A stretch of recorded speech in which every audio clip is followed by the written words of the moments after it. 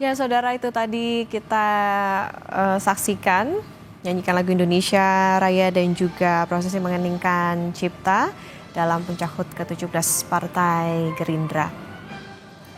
Dan kita sudah terhubung dengan Direktur Eksekutif Trias Politika Strategis Agung Baskoro untuk membahas terkait dengan rangkaian acara dari HUT Partai Gerindra. Selamat pagi, Mas Agung. Mbak Okta, pemirsa semua. Ya, Mas Agung, menarik untuk Ya. melihat bagaimana rangkaian acara dari HUT Gerindra, dan tadi juga jurnalis Kompas TV Renata Panggaro mengatakan bahwa Presiden Prabowo Subianto kembali dipilih menjadi Ketum Gerindra dan juga dicalonkan menjadi capres di 2029. Tanggapan Anda? Iya, agak mengagetkan ya, karena memang saya kira hanya sekedar mengukuhkan beliau sebagai ketum Gerindra kembali, tapi ternyata ada deklarasi pencapresan untuk periode kedua beliau ya, 2029-2034. Di tengah beliau baru saja memimpin di 3 bulan pertamanya, sehingga ini sebagai kejutan lah bagi publik ya, bahwa Gerindra sudah punya capres, pun bagi internal koalisi Indonesia Maju Plus. Ya, mau nggak mau teman-teman Kim Plus sudah disodorkan nama nih capres, atas nama Pak Prabowo kembali. Agak susah menolak kalau misalkan mereka sudah punya di depan halaman rumahnya orang yang selama ini berada di dekat mereka seperti itu, sehingga bagi lawan-lawan yang lain yang memang tidak berada di dalam Kim, ini sebuah tantangan politik yang besar ya. Kalau misalnya mereka tidak juga mempersiapkan dari sekarang, walaupun tidak perlu dideklarasikan, tapi minimal mereka sudah tahu siapa lawan yang kelak dihadapinya. Dan di sisi minusnya memang ya, bagi Pak Prabowo ini bisa jadi masukan bagi lawan-lawan politiknya untuk mengetahui kelemahan-kelemahan beliau. Karena kan idealnya politik elektoral itu disembunyikan ya jagoannya.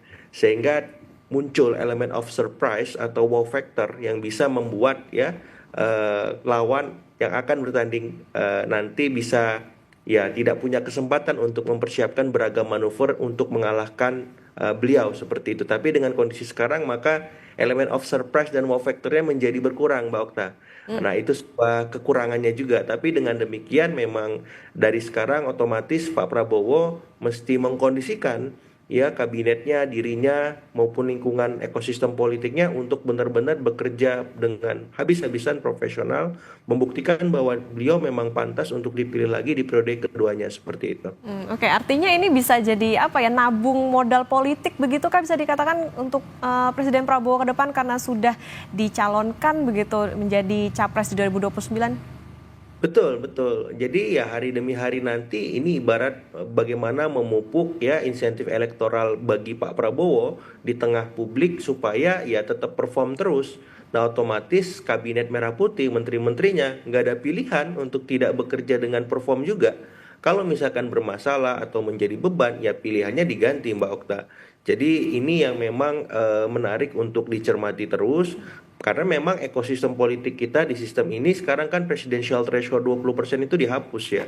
Jadi tidak ada pilihan lain. Beliau harus mempersiapkan dari sekarang bersama juga dengan calon-calon yang mengintip siapa nih ya memang besok menjadi lawan sepadannya. Ya akhirnya kalau misalkan kondisinya seperti sekarang ya, apalagi beliau diapit oleh Pak Jokowi dengan Mas Gibran, dan koalisi besarnya seperti itu tersisa di seberang PDIP, dan mungkin calon lawan yang kemarin tersisa ya Anies Baswedan seperti itu. Jadi sementara atau sampai hari ini yang potensial menjadi lawan beliau ya PDIP atau kelompok Mas Anies seperti itu. Jadi ini sebagai kabar terbaru lah, walaupun memang ya kita kaget juga, ini masih memulai pemerintahan 3 bulan sudah bicara soal pilpres, capres dan seterusnya seperti itu. Oke. Nah, itu tadi menarik soal bagaimana putusan MK di awal tahun soal presidensial threshold itu 0%. Ini tentu jadi tantangan sendiri. Apakah penetapan Prabowo itu bisa dikatakan untuk menjaga suara dukungan, Mas Agung? Ya, otomatis ya Mbak, karena memang dalam konteks sistem presidensial multipartai ekstrim ini ya, presiden yang sedang menjabat saat sekarang diuntungkan, apalagi ada landasan historiknya. Kita tahu ya Pak SBY juga dengan mudah terpilih di periode keduanya, bahkan melampaui ya elektabilitas beliau. Kemudian Pak Jokowi juga demikian sangat tinggi ketika di periode keduanya. Nah, saya kira landasan historik itulah yang membuat Pak Prabowo maksud saya memilih untuk maju lagi di periode kedua dilihat oleh kader-kadernya karena akan sangat mubazir bila itu tidak dimanfaatkan dan dioptimalkan. Cuman memang waktunya atau durasinya terlalu cepat untuk dideklarasikan ya. 3 bulan pemerintahan berjalan dan ini juga baru pertama saya lihat peristiwanya seperti itu. Jadi ya it's okay, ada landasan historiknya, landasan sosiologisnya ada approval rating yang sangat tinggi dari publik kepada pemerintahan Pak Prabowo di 3 bulan pertamanya dari beragam lembaga survei. Nah, yang ketiga landasannya adalah landasan politisnya karena hari ini beliau didukung koalisi hegemonik ya 80% lebih lewat koalisi Indonesia Maju Plus dan itu sedikit banyak memberi kepercayaan diri yang tinggi kepada beliau beserta Gerindra bahwa kenapa nggak sekarang momentumnya kita afirmatif, kita kondisikan supaya seluruh elit politik, seluruh publik juga akan mahfum karena apa? Karena mereka juga butuh stabilitas politik. Kemudian juga mereka butuh keberlanjutan dan di saat yang sama ya Gerindra juga butuh sosok supaya apa? Partainya terus membesar, ya kader-kadernya semakin solid dan di luar itu semua ya mereka berharap bahwa akan banyak sumber daya ataupun insentif lainnya yang bisa mereka terima seperti itu. Didukung mayoritas parpol atau yang tergabung dalam Kimples saat ini, Mas Agung. Gimana menjaga kesolidan dari Kimples itu sendiri? Ada wacana juga koalisi permanen setelah pertemuan Prabowo kemarin dengan parpol Kimples. Tanggapan Anda? Iya, koalisi di kita memang menarik ya. Tapi kalau dipermanenkan saya kira agak susah karena begitu dinamis dan luasnya beragam kepentingan tersebut termasuk aspirasi yang berkembang baik di tingkat elit maupun publik. Jadi ini akan diuji Mbak Okta dengan perilaku-perilaku elit di internal Kimples ya.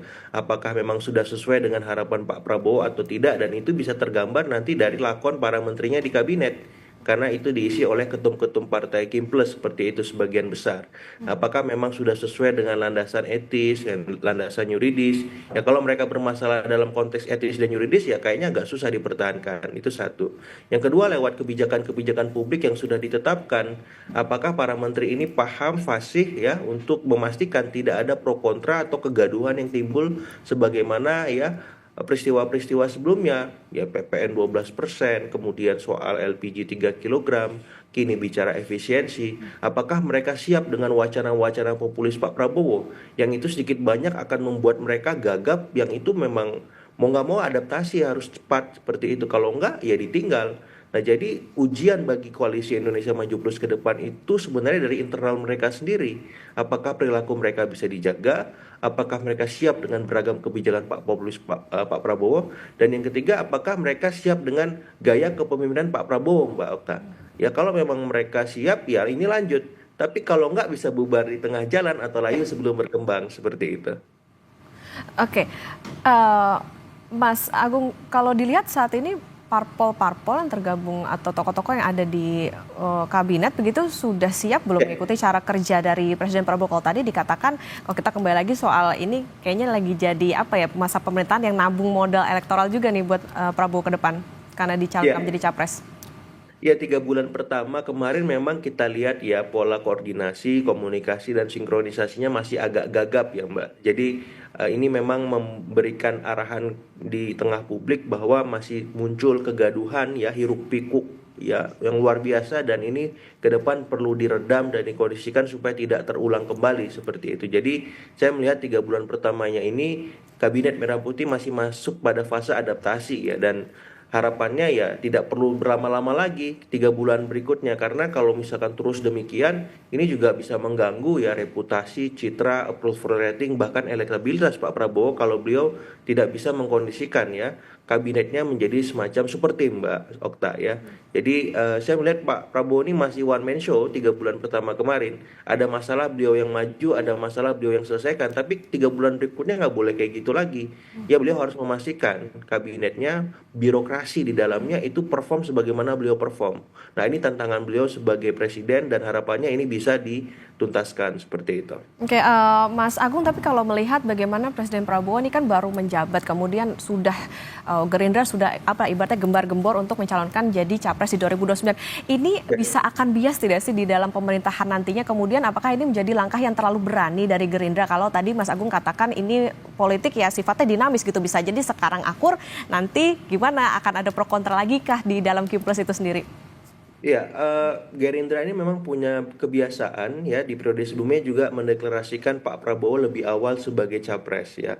Ini berarti sudah keempat kalinya Gerindra melakukan itu dan 2 kali sebelumnya Gerindra belum berhasil menang Pilpres, tapi setelah itu ya Gerindra bisa mendudukan Pak Prabowo sebagai presiden dan itu ingin mereka lanjutkan semacam itu. Dan ini memang punya resiko tersendiri Mbak Okta, seperti saya ungkapkan bahwa ketika ya sebuah partai mendeklarasikan lebih awal kandidatnya, calonnya, jagoannya, maka kemungkinan dibaca dengan utuh oleh lawan-lawan politiknya akan semakin mudah. Itu yang pertama. Yang kedua, memang tidak bisa dimungkiri para menteri di kabinet merah putih nanti akan digenjot habis-habisan, harus perform seterusnya. Padahal kita tahu ritme kinerja manusia itu kan up and down ya.